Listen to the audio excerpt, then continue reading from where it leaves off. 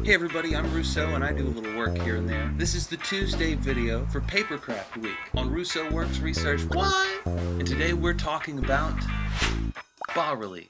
As I said before, bas-relief is shallow relief, as opposed to sculpture in the round, where, yeah, I guess you could walk all the way around a thing. I want to say this is something like 5 or 6 layers of cardstock in places, and it is wrapped around foam core, though you could use cardboard if you wanted to.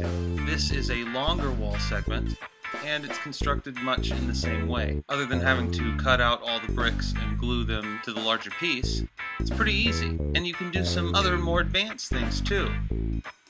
This wall segment has a window in the middle, and it opens and closes. Of course, as an alternative, or in addition to this, you can have textures pre-printed on the tiles. Here are a couple of sand tiles that I made. You see there's one, and when you place another one next to it, hey look, you can have whole fields of sand without having to wait for glue to dry. Combine that with the walls, you get something pretty nice. Of course there's a way to hook them all together, but another show for another time. In the one-part mold making video, I showed you this base, and it's something like 25 layers of 110-pound cardstock, and the relief is only on the top 3 or 4 layers. And after you make it once, you can make a lot more. All you have to do is make the mold, and you're well on your way. Of course, that base was 40 millimeters, and that's why I made these 25 millimeter gear pieces. This base, I'm going with 10 layers, and for me that means 7 whole gear shapes, 1 whole gear shape with a bit of a hand cut out, then 2 rings with the gear teeth, and a couple of circles with the hands cut out. So you put together the gears, then you put together the other parts, and patch any mistakes you might have made when you cut them out. I made plenty. And you end up with a pretty nice little piece.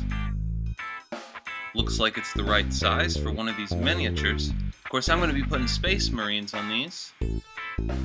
Yeah, it's pretty nice.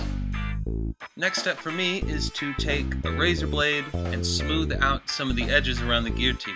You can fix some of this later, but you might as well do it now. And you can also use it to clean out some of the holes in the middle. After that, spray a clear coat, and then it'll be ready to paint. And there it is painted. If you wanted to stop here and just make a single base, you could totally do that. But here at Russo Works, that's not what we're about. Here's the guy, there he goes in the base. I figured you'd have him face the direction the fingers are pointed. And here's that base next to the larger one. Looking pretty good. Now we'll move in for a close-up. Excuse the shoddy paint job, if you will. Just sort of testing a few things out. But you can see even with the Space Marines, we get a pretty good foot placement. You can get it so both feet are over that circular groove. And that's going to increase the surface area, so your super glue has more places to stick to.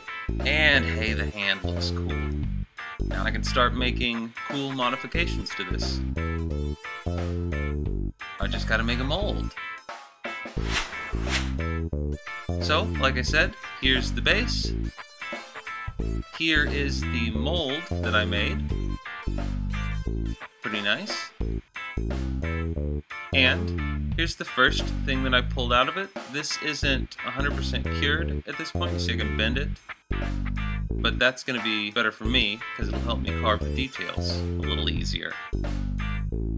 But it's just that easy. And that's it for the Tuesday episode of Research. What? Come back tomorrow. I'm thinking I'm gonna do a building or something. Till then, as always, rate, comment, and subscribe if you're so inclined. You've been watching Russo Works. Russo, out.